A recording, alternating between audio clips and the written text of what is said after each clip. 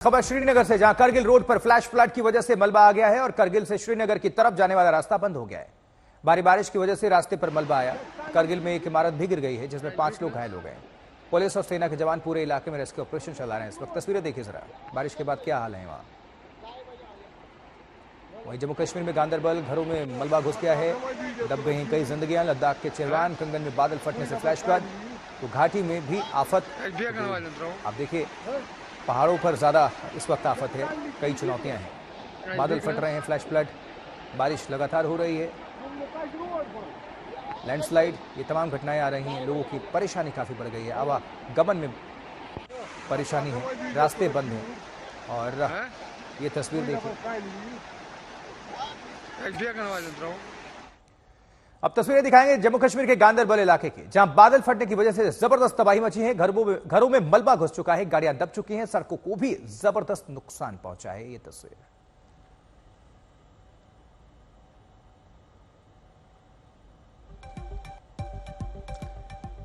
तो हाल फिलहाल हिमाचल प्रदेश, उत्तराखंड और जम्मू कश्मीर, इन पहाड़ी राज्यों में काफी आहत।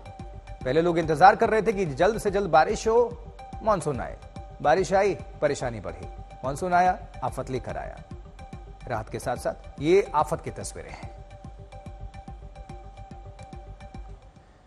लद्दाख में भी भारी बारिश हो रही है। बारिश की वजह से पूरे इलाके में बाढ़ जैसे हालात हैं। घरों के पास से पानी की तेज रफ्तार धारा बह रही है। देखिए जरा, आसपास जो लोग रह रहे हैं, सोचिए, तस्वीर देखिए, आसमानी आफत, कुदरत का कोहराम। लद्दाख की तस्वीरें हैं।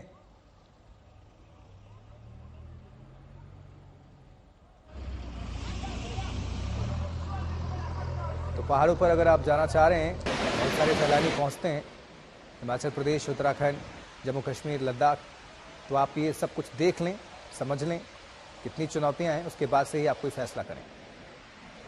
लगातार बादल फट रहे हैं, लैंडस्लाइड है, तमाम रास्ते बंद हैं। जो लोग हैं वो काफ़ी फंसे भी हुए हैं, ट्रैफिक जाम भी है और स्थानीय लोगों की परेशानी तो बढ़ी रही है। तो आसमानी आफत है, लद्दाख में बाढ़ से बिगड़े ये हालात। अब तस्वीरें आपको पुंछ जिले की दिखाएंगे, जहां एक गांव में बारिश के बाद बरारी नदी में पानी के बहाव काफी अचानक तेज हो गया और नदी में पानी का बहाव इतना तेज हुआ कि नाले के नजदीक 2 नाबालिग लड़के फंस गए। ये दोनों अपने जानवरों को चराने गए थे, पशुओं को। रस्सियों की मदद से पुलिस दोनों लड़कों को वहां से पुलिस ने सुरक्षित बाहर निकाला। ये देखिए रेस्क्यू की तस्वीरें हैं। अचानक पानी बढ़ा, बारिश हुई, उसके बाद से दोनों फंस गए थे, इनको निकाला गया है, दोनों सुरक्षित। और ये तस्वीरें लगातार पहाड़ों से आ रही हैं इस तरह की रेस्क्यू की।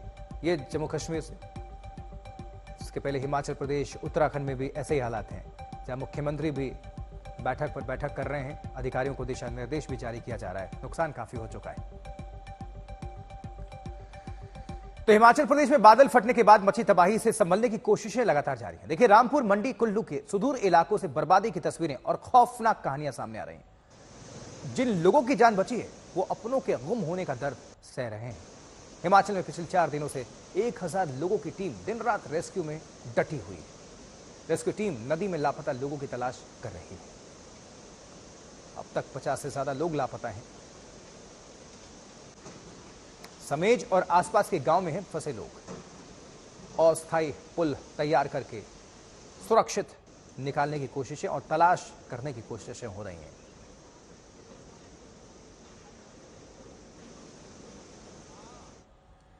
फ्लैश फ्लड की वजह से कुल्लू और आसपास के इलाके में जबरदस्त तबाही हुई। हमारे संवाददाता मंजीत सहगल की रिपोर्ट दिखाते हैं आपको।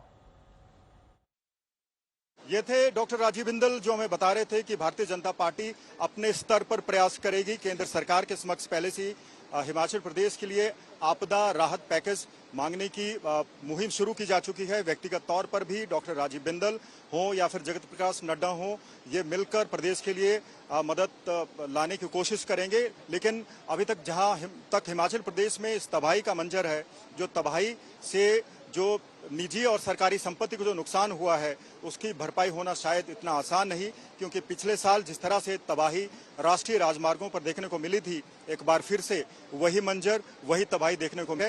हिमाचल प्रदेश की आर्थिकी को भी इससे बहुत बड़ा धक्का लगा है, क्योंकि एक बार फिर से सड़कों को खड़ा करना और सड़कें खराब होने से जो सेब की फसल है पककर तैयार है, उसको भी मंडियों में पहुंचाने की में दिक्कत आ सकती है। कैमरा पर्सन गुंजीत कुमार के साथ मंजीत सहगल, निरमंड सब डिवीजन, आज तक।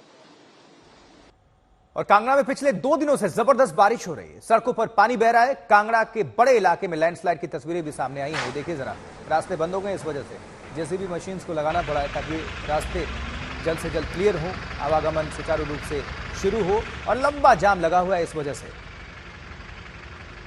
देखिए जरा ये तस्वीर, एक तो शहर की है जहां पर भी जाम आप देख पा रहे हैं, और जो पहाड़ी मार्ग है वहां पर ये मार्ग अवरोध क्योंकि लैंडस्लाइड हुआ। और बारिश के बाद पहाड़ों पर ये आम बात है लैंडस्लाइड, और रास्ते बंद होते हैं, लोग काफी परेशान होते हैं। घंटों इंतजार करना पड़ता है कि जब तक मलबा हटाया नहीं जाएगा तब तक वो सुचारू रूप से शुरू होगा नहीं, और ऐसे कार्य में घंटों लग जाते हैं।